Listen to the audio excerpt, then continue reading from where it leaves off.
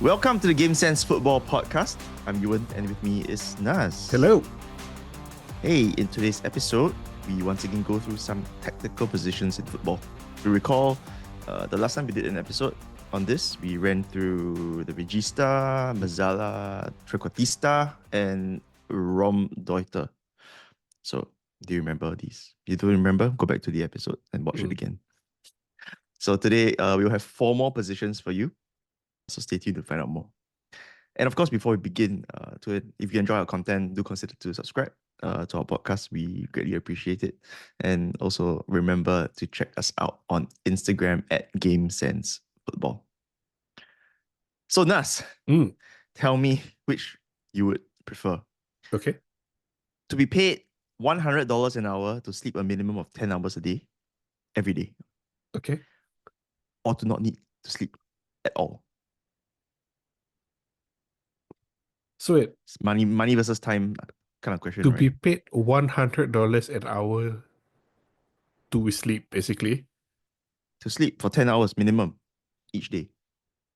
or have basically the ability not to need sleep. Yes. But you won't be paid, of course. Yeah. I mean, I do like to sleep, but having the ability not to sleep means I have a lot of time to do other things. Yeah, of course. So, Yeah. I guess to not need sleep means that you don't need to like to sleep because you don't need it. Yeah, I could level my Path of Exile character so high if I don't have to sleep. Priorities. Okay. Yeah, so maybe that one. You take time over money, yeah? Yeah, I think so. I could binge watch 2 hour long compilations of Michael Laudrup passes. Yes. More priorities. Okay. Yes, very good. Great. Good to know. Good to know. I think I will pick time as well. Yeah. I will pick time as well. Okay. All right. So, with that, we shall go into some football news. I think we shall start with some football news. I think the biggest news right now in the footballing world is Dan Ashworth leaving Man United after just like what 5-6 months in the job. Not even Basically, that, I think. yeah. Basically, it's like he may have had a longer gardening leave from Newcastle than time spent in the job in United. So wow. Yeah, Shocking news, I would say. this is not come at a good time for Man United because they've also recently announced that they are increasing ticket prices and they've laid people off and all Yep. that has to do with them balancing the books. But then they've Yeah. spent money getting this guy from Newcastle and then now sacked him after a few months and then had to pay compensation, right? So basically the amount of money that they've spent on Dan Ashworth is more than the amount of money that they stand to gain from raising ticket prices over the next 2.5 years. Oh, that doesn't look good at all. At all, yeah. And And yeah. it's quite strange, but in a way also writing on the wall, almost expected because Dan Ashworth Mm. came in, he was supposed to be managing football side of things, but like he was very uninvolved in things. In fact, when they hired Ruben Amorim, the current manager, he wasn't even at the meeting to negotiate his release and hire from Sporting. It's pretty telling that I think one of the things that Dan Ashworth is known for Mm, during his time at the club is he was, I think, the biggest supporter of keeping Eric Ten Hag. And personally, I suspect that that could have been one of the biggest factors as well in the club getting rid of him because, it's like in any business, right? You try to do something and if it fails spectacularly, uh, there'll be a fall guy somewhere yeah. along the line. And in addition to the fact that for replacements, his list of replacements for Eric Ten Hag was not particularly impressive. I was reading the article on The Athletic, and apparently, here's his list: Graham Potter, Thomas Frank, Eddie Howe, Marco Silva. Yeah. Yeah. So, when Thomas Frank seems to be the most appealing name in that list, I think, Yeah. I mean, yeah. yeah. As you said, like his suggestions were the current Brentford manager and a failed Chelsea manager of Marco Silva, who is currently doing decent at Fulham, but has not had good spells at Everton, at Watford, and all. Yeah, he just didn't seem to be bringing much to the table. The positive spin on it is that Ineos, Radcliffe, however you want to look at it, identified that this wasn't working and quickly moved to fix it. Mm, So when you hire and fire somebody in such a short span of time, there is a mistake somewhere, right? So the yeah, of mistake is course, of either course. hiring or firing him, and hopefully for United's sake, the mistake was hiring him. At this stage, I think that's what we can hope for. Hmm. I have a feeling because it's very strange. He got sacked late on Saturday night, I think. It's after the game, right? Yeah, after After that when after we after lost to North Forest, Nottingham the Forest. the Forest game. Yep. It's a very strange time to sack someone in his position because he's not a manager. Like he's not a manager. The manager that gets sacked after a bad result. But I wonder if the managers that he recommended, the fact he wanted to keep Ten Hag, he was there with family in the director's box watching the game with Ratcliffe, with Barada, with Brailsford, with Jason Wilcox, and like I wonder if at this game, at this meeting, I guess he's like watching United lose, and he's like, "See, this is why we should have kept Ten Hag. This is why we should have hired Graham Potter. This is why we shouldn't be playing for 3-4-3." And they were like, "Screw it, you're out." As much as a knee-jerk reaction this seems to be, it wouldn't be that knee-jerk, I it don't wouldn't know. have been I don't know. decided I on the don't day know. itself, right? Yeah. So to me, like you mentioned, the timing is a bit strange. Mm. It doesn't seem to make much sense, unless of course, they already found someone else. But like, wait until the next day. Like, don't sack him when he has to go home with his family in the car. Like, I just lost my job.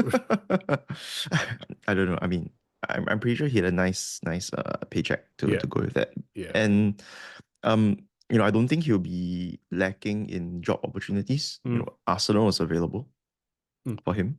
And it seems there's some rumors of him joining Arsenal. Naturally, I guess. But as a United fan, I think it's very disappointing that this has happened, regardless. Mm. We waited forever to get a proper director of football. Mm-hmm. We finally got Dan Ashworth, and supposedly the dream kind of a director of football, Mm-hmm. and this had to happen. Yeah. Yeah, disappointing, embarrassing, whatever you're gonna call it. I think that's how it really is. Yeah. Hopefully, United can just move on to better things. Hopefully so. Maybe he mentioned the name Southgate one too many times in meetings. Maybe.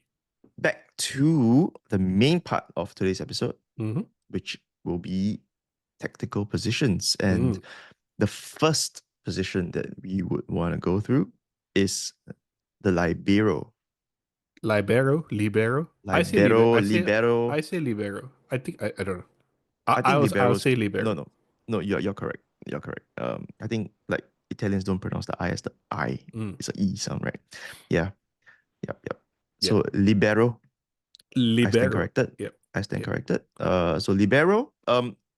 A lot of the younger generation of footballers, or rather football fans, rather, Mm. might not have heard of this position because it probably doesn't really exist so Mm. much in football these days. So libero is basically a defender who is a sweeper. We call them a sweeper, right? And they Yep. are generally positioned deeper than the main line of defenders. Mm-hmm. Not so common nowadays, and they generally are the last guy to kind of pick up any remnant attacks that get through the line of defense Yeah. in any tactical system Yeah. during those days. They sweep up the ball behind the Mm. defense, and you don't see them anymore. Basically, because of the offside rule and all. Yeah, offside rule is a very big thing. So a lot of tactical systems go with a flat defensive line these days. Um, in fact you hardly see non-flat defensive lines Mm-hmm. in any tactical system, right? So Mm. like be it three or at the back, four at the back, it's usually flat. Yep. So Yep. something that you don't really see nowadays. But libero used to be really, really big in football. Back in 70s to 90s, some prominent liberos include Franz Beckenbauer. You may have heard of him. Bayern Munich. something something, whatever his role is at Bayern Munich now. But Yeah. yeah, basically he won the World Cup with Germany as a player Mm-hmm. and as a manager, which Mm. is wow. And Franco Baresi from Italy, also a very famous sweeper back in the day in the 90s. Mm. And I think one of the last liberos of the game, Matthias Sammer, Yes. if you remember, Yep. German as well, just like Franz Beckenbauer, Yes. won the Euros in 1996 and was actually player of the tournament. Mm. Can you believe it? Yeah. Yeah. So, as you said, the libero is a sweeper, different from a very traditional sweeper because, as we said, the sweeper is the last line of defense and sweeps up loose balls because everybody else is man marking. In fact, the term libero means free, right? Mm. In Italian, and that's because this guy is free from man marking responsibilities. Ah, Yeah, okay. the libero is a more liberated form of the sweeper where he sweeps up, but also Mm. is tasked with then initiating the attack. He's the Yep, secondary, yep, like he's provides defensive cover, but is also the secondary playmaker. yep. So usually, their passing is super Mm, tactically intelligent. yeah, Kind of a free role kind of player, yeah. defensive version of it. Very good passing, often also very good dribbling. If you can't pass the ball out, you dribble the ball out. So either way, ball progression from a very deep position to the midfield or even to the forward line to initiate the attack. If you think about it, in a way, the same sort of responsibilities as the regista, which we mentioned the other time. But Yep. obviously, this is operating even deeper. So the issue, like I said, is that with the emergence Mm. and refinement of the offside rule, especially now in this day of VAR, where nobody basically can be accidentally called offside anymore. Yep. Having somebody so deep is asking for trouble, and because of that, your extra defensive cover for having the sweeper in a way could be counterproductive and invite even more danger because you're going to play everybody on side half the time. And the other thing, other reason why you don't see this too often is that there are now more and more sweeper keepers who move out of the area and Mm. play with the ball at their feet. Look at Andre Onana, look at Manuel Neuer, Victor Valdes before that, Allison and Edison now, right? Yep. So when you Yep. Yep. have a keeper who can do that, you don't need the sweeper to be doing this. Yes, exactly. And you can actually put more men high up the pitch Hmm. to pressure the opposition. So libero, no, kind of obsolete. Yeah. In the past 15 or so years, there have been some periods where Javi Martinez has played a Mm. libero sort of role at Bayern Munich under Guardiola. It hasn't been a sort of constant thing. Sometimes not even the entire game, but there were instances in games where you could see where the team shape shifts and Javi Martinez goes from his midfield position and sits behind the defense. It's more of the how the benefits outweigh the cons, right? Yeah, yeah. Yep. Daniel De Rossi for Roma has also played this a bit, but again, not to a very not in any sort of permanent fixture, but uh, the two of them I think have just off the top of my head, I can't think of anybody else, and even then, like I said, it's not a season long thing. When I play FM, I love to try to make a tactic using the libero. I've never been able to do one successfully. I guess because even FM recognizes that it's like kind Yeah. of obsolete right now. If you talk about players these days, Mm. most similar to that of a libero, I guess the regista is one of the the positions like we Mm-hmm. mentioned. It has the traits of what a libero should be, controlling Yes. the tempo, and also kind of being a playmaker from deep Mm. to initiate the attacks. So that's one of the skill sets. The other skill set would probably be defenders who are more of the modern ball playing centre backs, I would say. So think of people like John Stones, Mm-hmm. maybe a little bit like Rio Ferdinand as well back Yeah. in the day. yeah, Yeah, basically any center back who you people will say, oh, this guy can play midfield, could probably be a libero. John could Stones, be. Rio Ferdinand, like you said, probably David Luiz. Maybe if Yeah, he decides to not be a joker in games. yeah, yeah. Cool. So that's the libero Mm, for you. Not in existence anymore, but I think as of early 2000s, late 90s, that's they were still around, but no longer. And the next position that we want to talk about, also kind of a defender.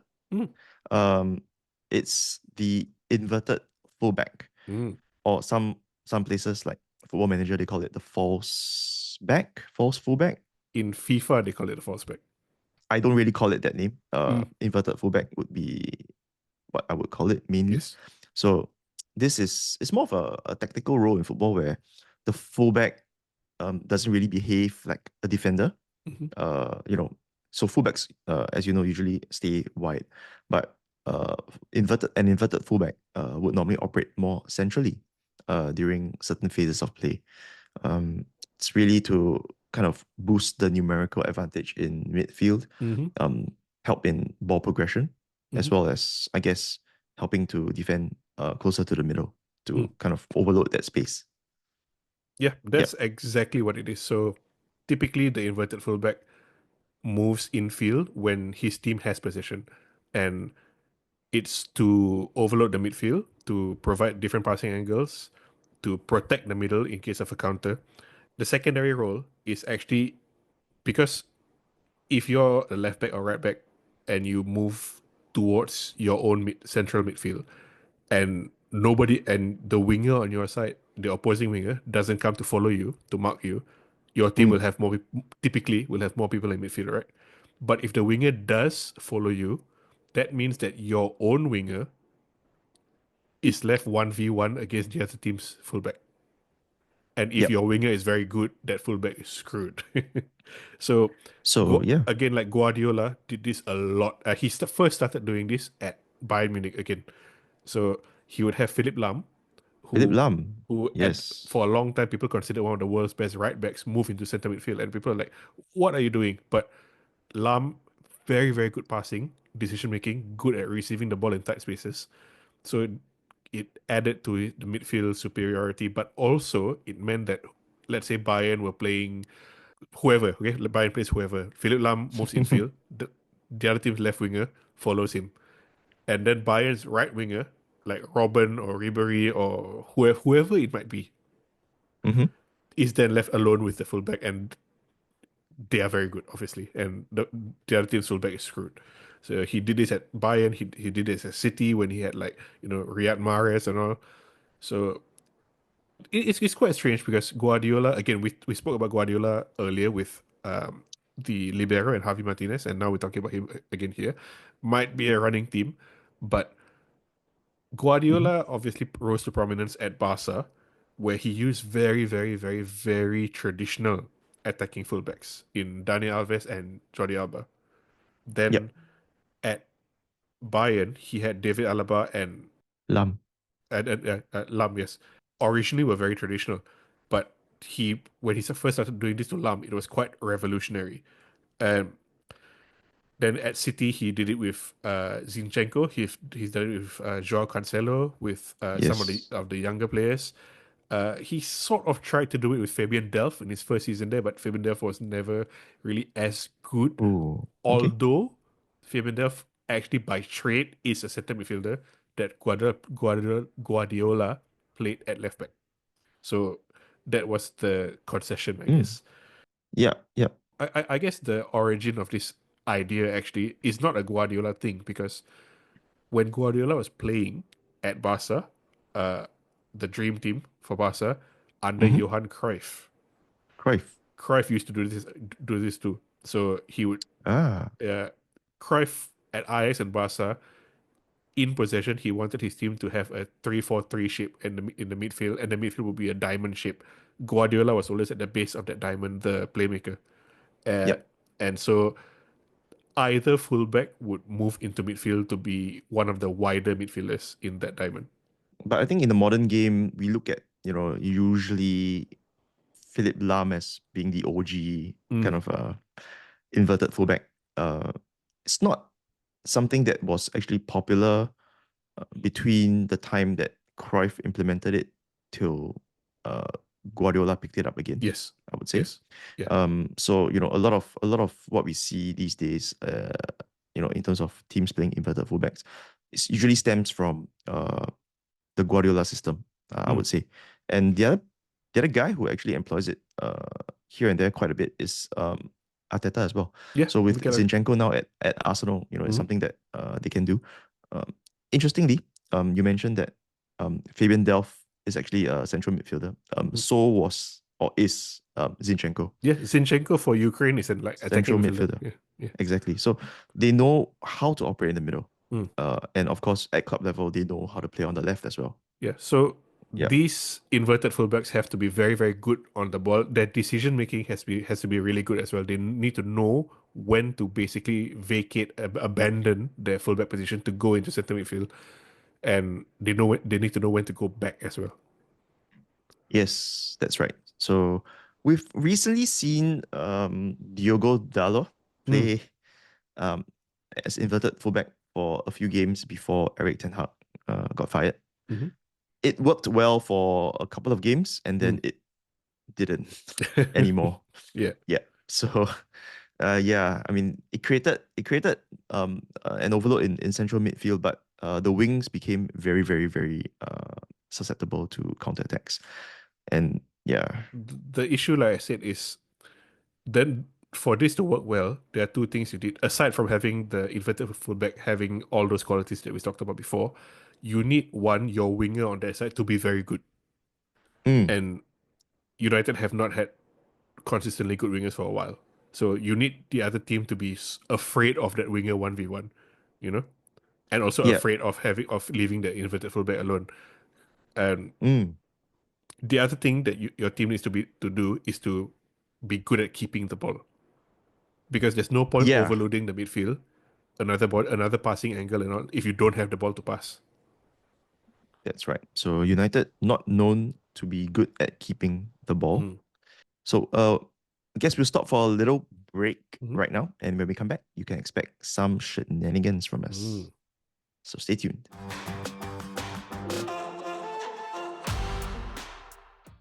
All right, welcome back. And Mm. now for second part of this podcast, we have shenanigans. Shenanigans. So, episode 42. 42, the answer to life, the Mm, universe, and everything.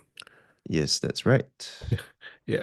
So, there have been some notable number 42s.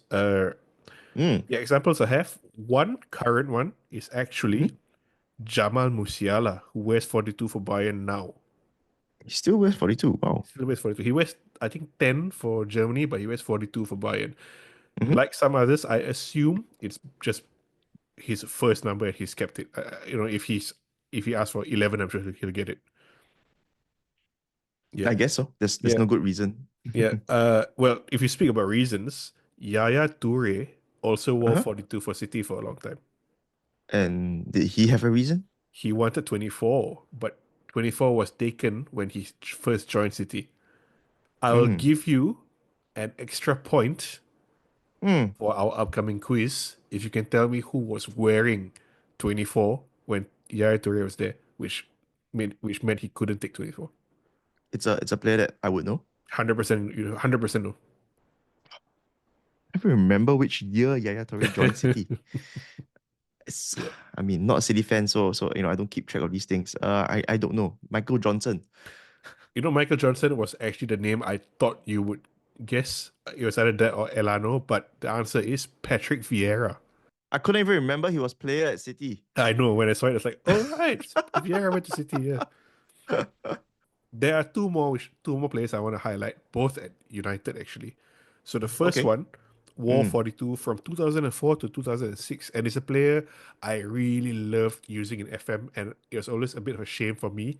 It never really worked out for him at United, and it's a Chris player. Eagles.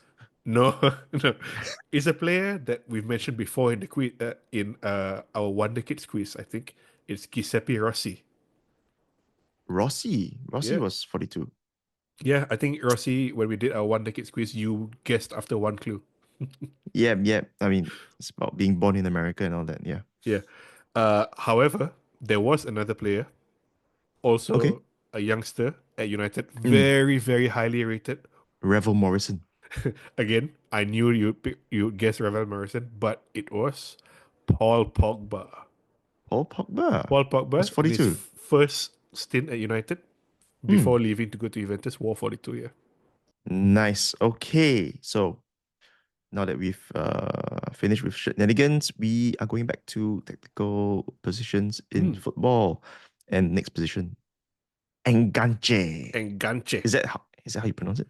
This is like Spanish. It's Spanish, yeah. It's Yes. Spanish for hook. I mean, there are a few different meanings, but the Mm. meaning that is used is hook for Yep. football. Yep.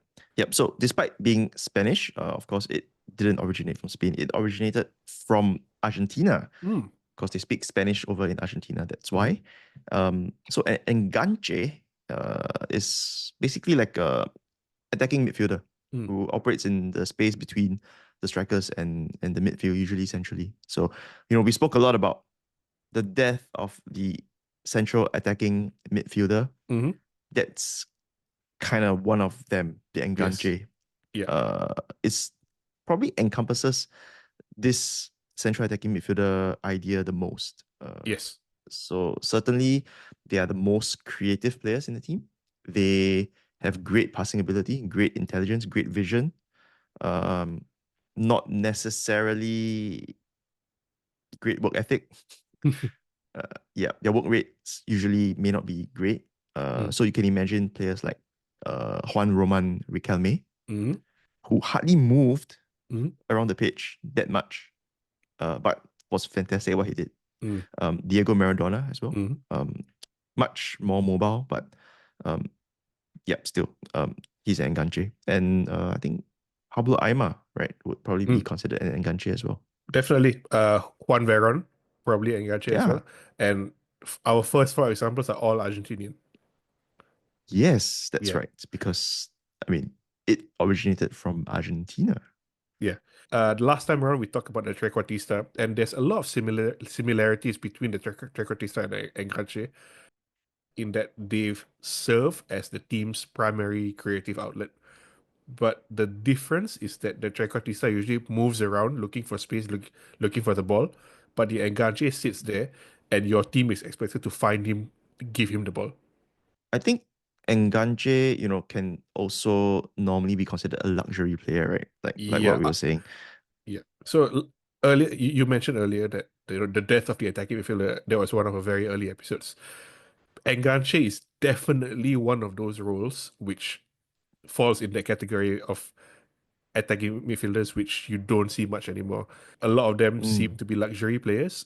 Though when you say luxury player, a lot of times you think of Mesut Ozil, and to me, Mesut Ozil wasn't really an Enganche because he also moved around a lot. But that aside, it's very difficult for you to operate effectively if your main creative player is static, and the Enganche Yeah. typically sits there unless he's so good that he can consistently beat one, two people. That's usually not gonna work. Yeah, that's right. So I think in the modern game, one of the most, I guess, famous remaining enganche type players. I'm not even sure whether he still plays that kind of role, but Mm. that would probably be like James Rodriguez. Yes, I think so. James Rodriguez is probably, yeah, yeah, definitely. Honestly, I didn't even think of James Rodriguez, but that's a very, very, very, very good shot. Yeah, James Rodriguez, probably the best current or modern day example. Yeah, Yeah, can't really think of many more, I would yeah. say. Um, someone alerted me to to how AC Milan lined up in 2021 season. They played a 4-3-1-2 system, and the one behind the two in front was Hakan Çalhanoğlu. Ah, yes. Hakan Çalhanoğlu he's actually a very versatile player, and Hmm. right now the role he's playing is more of a deep line playmaker, almost like a regista. But for that one season for AC Milan, he was very close to an enganche in he sat behind the forwards. He didn't really move around, even though he kind of does have the legs and the mobility and the work ethic to do so. But if Hmm. you look at the heat map, his the way the pass maps, where he received the ball and the passes that he made is all central. So that one season, that was his instruction and his role. But since then, he's not done that. Yeah, I think as his legs kind of not allowed him Mm, to move around so much anymore, sitting back deep worked for him, and he's a yeah, very good long passer anyway. He has great range in his yeah, passing, so that's something that he's playing at right now, yeah, being more of a regista, like you said. yeah. Some you could maybe say sometimes James Madison, especially when he was at Leicester, playing behind Jamie Vardy, was sort of an enganche as well. And you look at the three sort of recent examples that we've given. So there's James Rodriguez, Hakan Çalhanoğlu, and James Madison. Hmm. All of them are also very, very, very good set piece takers. That's not necessarily a requirement for being an It's not. engache. But I wonder Yes. if like that's the trade-off in that. Look, this guy he has to play an engache because he doesn't have the work ethic or the legs or the stamina to move around. But Mhm. he's really creative and he's amazing at set pieces. So imagine if you are a team and you don't have this supreme set piece taker, you wouldn't even be playing him, and then you wouldn't use the Engache. Yep, yep. Yeah, I It's guess like so. I guess so. basically it's the excuse for using him. Yeah, so I think as you can tell, a lot of these roles are not fixed to the Mm, mold that is being given. But in today's context, especially, you get players who can play the Enganche role, like James Madison, but also there's a bit of nuance behind the other things that he does. He's mm, a lot more dynamic. He has better defensive work rate as well, and more versatile. So that's something to consider. Enganche, like we said, the dying breed, probably even a dead breed very, very soon. mm, Okay, in our next and final tactical position, we have here the false nine. mm, False nine, something that a lot of us have been hearing a lot about in the modern game. mm, But very interestingly, I discovered that the false nine was actually a position that has existed since like the 1930s, 1950s. okay. So I think before that, we didn't really explain what the false nine is. So the false nine is mainly a forward playing in the number nine, traditionally the number nine role, Mm-hmm, that starting in that position, but frequently drops deeper into midfield mm-hmm. rather than staying up front. So Yes. traditional striker would normally stay up front, but false nine normally comes deeper. Uh, Along with him will be his marker. It's a bit confusing for the opposition defenders, right? In this case, not knowing whether to follow or not to follow the Yes. position. And potentially, you leave space in behind, which your other teammates like the wingers or the Mazalas or whoever can Mm. actually exploit. So mainly you're there in the striker position, but you're not exactly a striker. Yeah, yeah. And Yep. like you said, it's been actually been used for decades now. You mentioned it being used in the 50s. The Hungary team that Frank Yes. Puskás played in was using this, but not Puskás himself. Yeah. Supposedly, it was being used in South America even before 1900, though there isn't a Wow. lot of reliable information on this. But Mm-hmm. people say that Corinthians were using it even before the turn of the century. They say there was a player in the River Plate that nobody can actually identify who was playing this role, and they would call him the conductor. So, like you said, it's the forward, it's a striker who will drop back and pull one, and well, ideally pull a marker away to leave space for somebody else to attack. Unlike the libero and the enganche who we've spoken about today, this is a very, very, very common role and strategy that's implemented now. Yep, that's right. I think even before it got so popular, Mm, of course, thanks again to Pep mm, Guardiola. He played Lionel Messi in the mm, false nine mm, back during his Barcelona days, and that kind of caught on after that. But I think the other person who made it really popular before Messi, in the modern game, well, so not so modern, but modern Mm. still. Francesco Totti at Roma. Yes, yes. Yes. So Yep. when we did our Trequartista section in the early episode, we did mention that Totti played as a trequartista for the vast majority of his career, but the year he won the league, he didn't play a trequartista, he played a false nine instead. And again, there are a lot of overlaps between the two, but the key Hmm. difference is that the false nine starts very high up and drops back, and that Correct. disrupts the defense. Messi under Guardiola in the unstoppable machine Hmm. was probably the best, most iconic, epic example of the false nine. I don't want to keep talking about this, but Johan Cruyff, when he was Mm. managing Barca, we mentioned earlier talking about the inverted fullback, Johan Cruyff also used the false nine in Michael Laudrup in that team. And Ah, again, Pep okay. was playing then. Messi, again, best example. You've seen Cesc Fabregas for Barca and Spain do the same thing. Yes.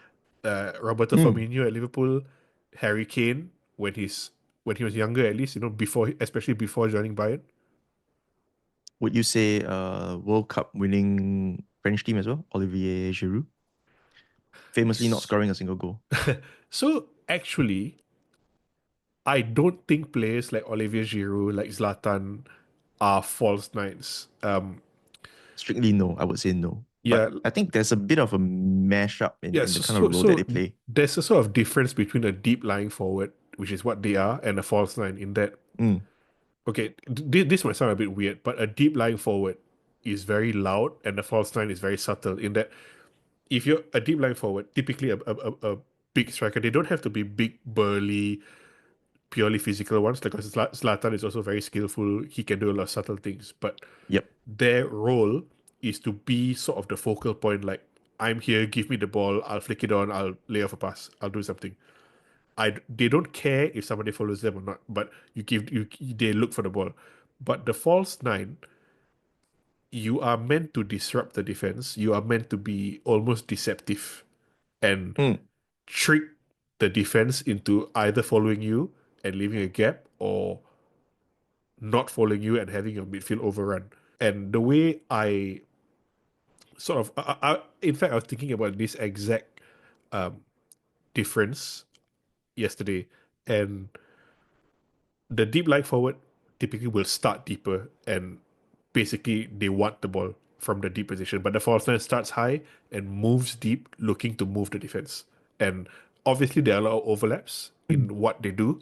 Both of Mhm. them link the attack and initiate attacking movements and help facilitate play among the other attackers. But I think at its core, there are very important differences, even though at the end, sometimes it looks the same. It's like the concept of convergent evolution. The difference between a shark and a dolphin. They look the same, but actually very different. Yeah, yeah. No, I get what you mean. I get what you mean. Yeah. Um, okay, one more example maybe. Mm. How about recently Joshua Zirkzee at Everton? Mm.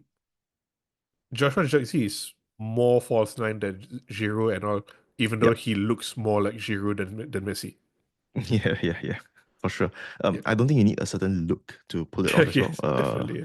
Yeah. Yeah. I mean, of course, your play style mentality that's more important. Mm. Yeah. So I did think that Joshua Zirkzee uh exhibited traits of what a false nine should be Mm. doing. Uh, although there was never a mention specifically that that was his role against Everton, Mm. but that's what he kind of did.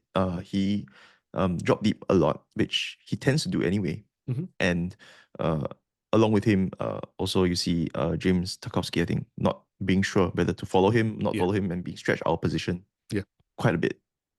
Yeah. And so sometimes, even if they don't follow, just having that momentary split second of what do I do is enough Mm-hmm. if the rest of your team, and that's the thing. So a false nine is very effective if the rest of your team can take advantage of the false nine. Yep. Yeah. Yep. And Of course. the false nine himself needs to have very good awareness, movement, positioning, passing.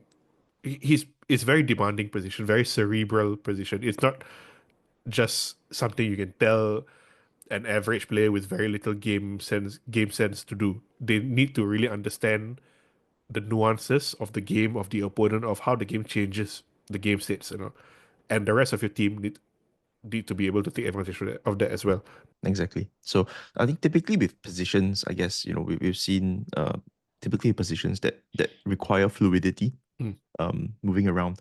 You definitely need high game intelligence, mm, good positional awareness, and sort of creativity, I suppose. To be able to read a game in a way that the opponents don't really see, and in a way that you can exploit. Of all the roles that we've done, so we've done 8 now in Mm, this series. yeah. Is there a Yes. particular one which is like your favorite? I like the Regista, my Mm, favorite. Yes. mm, So one of my favorite players of all time, Andrea Pirlo. mm, That's why. mm, It's amazing, what you can do from deep, especially for Pirlo, where he doesn't run mm, throughout games, manages to see everything that happens. I think that's the beauty of it. Once you watch Pirlo, mm. you really see what happens behind the scenes of a move kind of Yeah, thing, right? yeah. And for you, what's your favorite? Mm, Chocolatista? Trequartista, I love a trequartista just because it's the like it's the flair position, right? And you play FIFA with me, you know that's usually the sort of position and style I go for, Mm-hmm. for better or for worse. But Mm-hmm. what I really want is for again, I'm gonna delve into FIFA here again, but I wish our team in FIFA, and we have a group of about 13 players, for those who don't know. It's very rare for us to have more than six on at a time, but I wish there was somebody in our FIFA team who could consistently be Mm-hmm. a really good inverted fullback. It's not just us, right? For But sure, it's yeah. also the dynamics of the game that Mm. may or may not benefit from such a way of playing. Exactly, and that's what I mean. So I wish there was somebody who Yeah. was consistent and intelligent and just dynamic enough to see that as well. Like who could play left back, right back, and have the ability to invert or not without the rest of us having to sort of rejig everything else. Well, we'll see. We'll see. Hmm. Maybe we could. Yeah. After they listen to our podcast, maybe Yeah, they feel inspired. yeah. That's your next task, guys. All right. So, okay, I think with that, we have kind of come to the end of Mm, this episode.